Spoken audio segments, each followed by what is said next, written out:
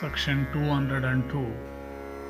Vaisampayana said, the news was carried on to all the monarchs who had come to the self-choice of Draupadi by their trusted spies that the handsome Draupadi had been united in marriage with the sons of Pandu, and they were also informed that the illustrious hero who had bent the bow and shot the mark was none else than Arjuna, that foremost of victorious warriors, and first of all wielders of the bow and arrows.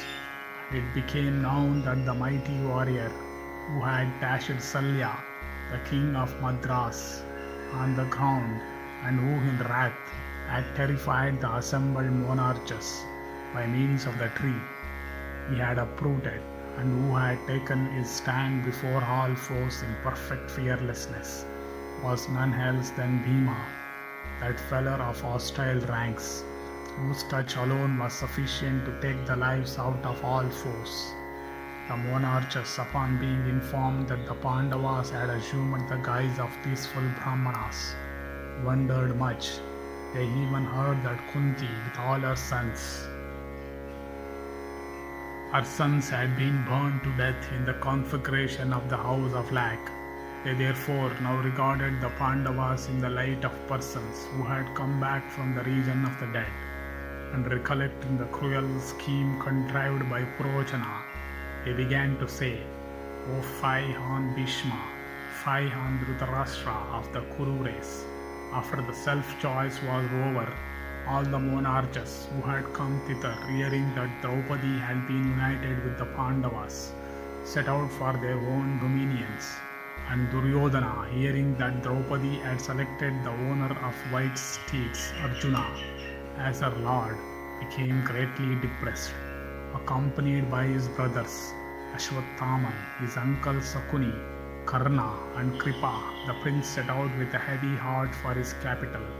Then Dussasana, blushing with shame, addressed his brother softly and said, if Arjuna had not disguised himself as a Brahmana, he could never have succeeded in obtaining Draupadi.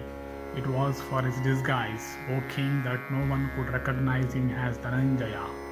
Fate I ween, he is ever supreme. Exertion is fruitless. Fie on our exertions, O brother.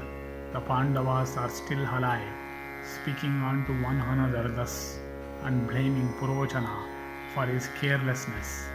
They then entered the city of Hastinapura with cheerless and sorrowful hearts, beholding the mighty sons of Pritha escaped from the burning house of Lak, and allied with Drupada, and thinking of Drishtadumya and Shikandin and the other sons of Drupada, all accomplished in fight. They were struck with fear and overcome with despair.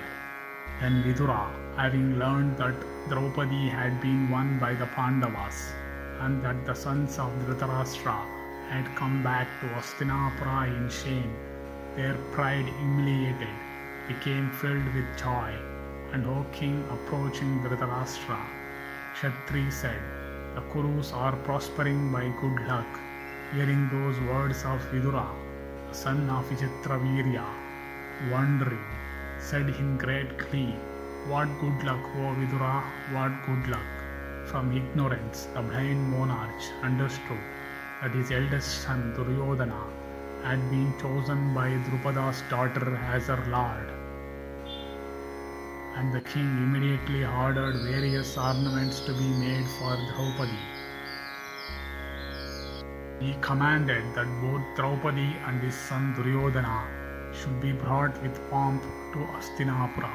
It was then that Vidura told the monarch that Draupadi had chosen the Pandavas for her lords, and that those heroes were all alive and at peace, and that they had been received with great respect by King Drupada. And he also informed Dhritarashtra that the Pandavas had been united with the many relatives and friends of Drupada, each owning large armies, and with many others who had come to that self-choice.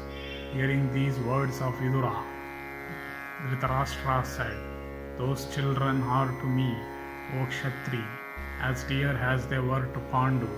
Nay more, O listen to me. why my affection for them now is even greater.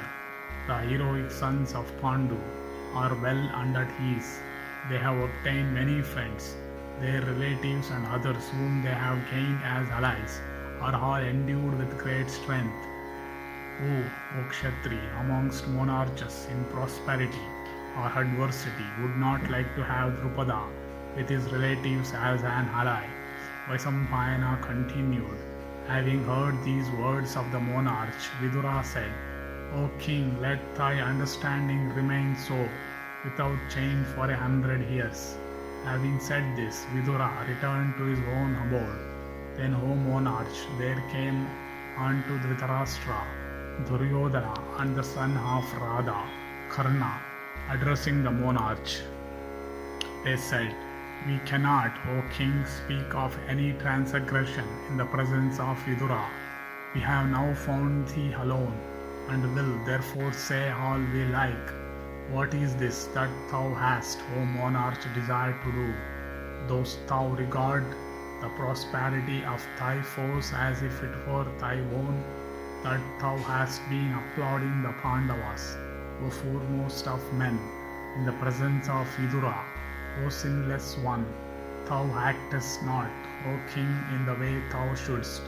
O father, we should now act every day in such a way as to weaken the strength of the Pandavas. The time hath came, O father, for us to take counsel together, so that the Pandavas may not swallow us all with our children and friends and relatives. Thus ends the 202nd section. The Viduraghamana Parva of the Adi Parva.